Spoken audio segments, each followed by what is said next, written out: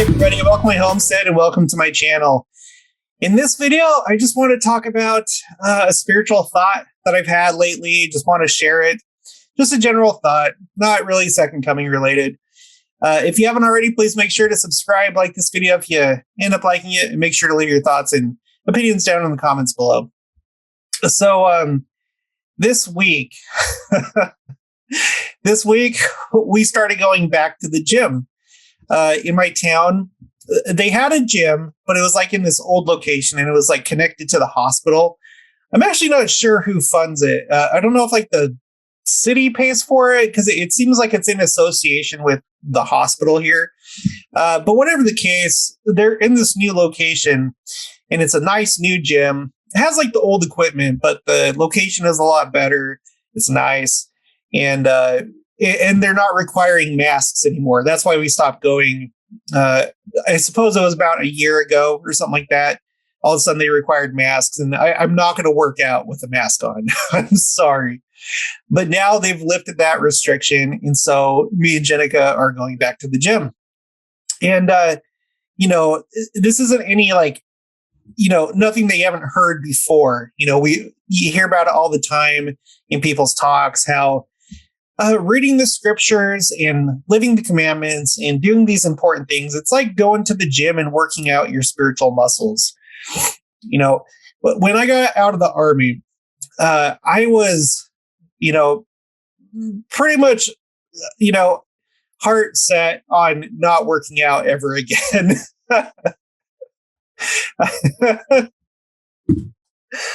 I was so tired. There's this meme that somebody made for the military where, Forrest Gump, there's that part where he's running across America, just going coast to coast, back and forth. And then suddenly he stops and everyone looks at him. And by that point, he has like this really long beard and he looks like a homeless person. And he simply says, "I'm pretty tired now. I think I'm going to go home." That's how I felt with the Army.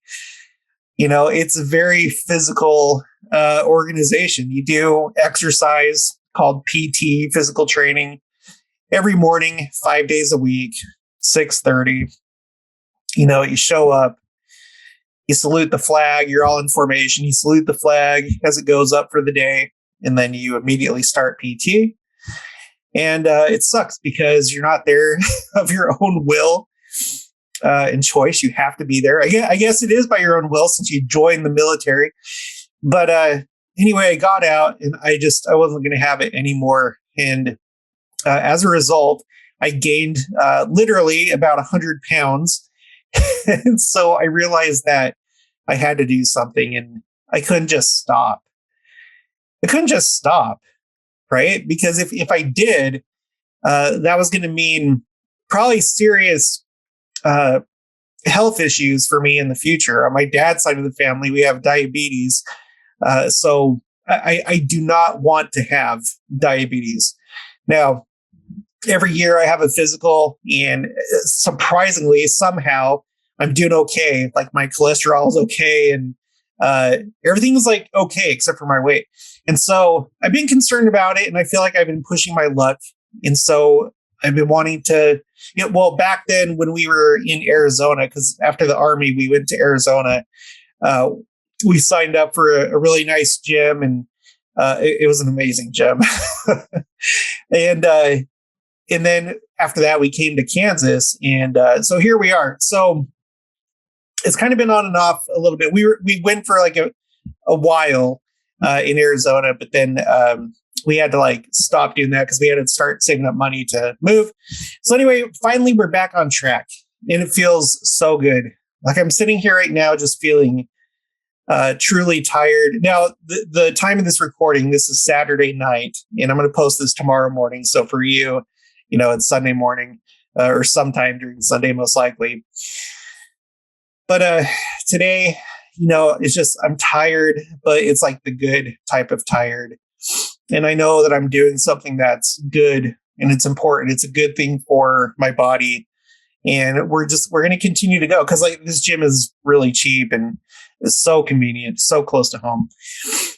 But like I have a sense of like relief now, knowing that I'm on the right track. And, switching back to spiritual things, we got to do the same thing when it comes to our spiritual lives. We've got to read the scriptures, do our personal study. We got to do come follow me with our families. We got to magnify our callings, right? These things are not, they're easy, but they're not, because they require effort, right? Uh, this isn't a church where we just like sit and listen. We participate and we do things proactively. And if you don't, you're probably going to be in a world of hurt. And I guess, as we're talking about the second coming on this channel, this is applicable, because if you're not exercising your spiritual muscles, if you're just like tired and you're just like not having it anymore, then you're not going to be prepared, most likely, for when the Savior comes, right? We don't need to be perfect, but I think that we need to be actively working out our spiritual muscles. And, we don't have to go run further than what we have strength for, but it's important that we regularly, every day, try and grow spiritually, watch our thoughts and our actions, how we treat other people, the words that come out of our mouth, and how that affects the world, because our words really do affect the world. And then listening to the prophet and, the general authorities. I'm hoping that on this channel, I'm helping you do that. I think that YouTube channels are really good, and they really can help you study the scriptures and study conference talks and what's going on currently with the general authorities and what they're saying. But it should only be supplemental, obviously. But we got to make sure at a personal level that we have that drive inside of us, that we realize, okay, if I don't do this, then I could spiritually die. Just like the physical version. For some people, working out may be a matter of life or death. As far as I know, that's the case with me. I'm going to do everything that I can possible to try and avoid having diabetes, but I also don't want to have any sort of heart disease or anything like that. And so, so this is what we're going to do.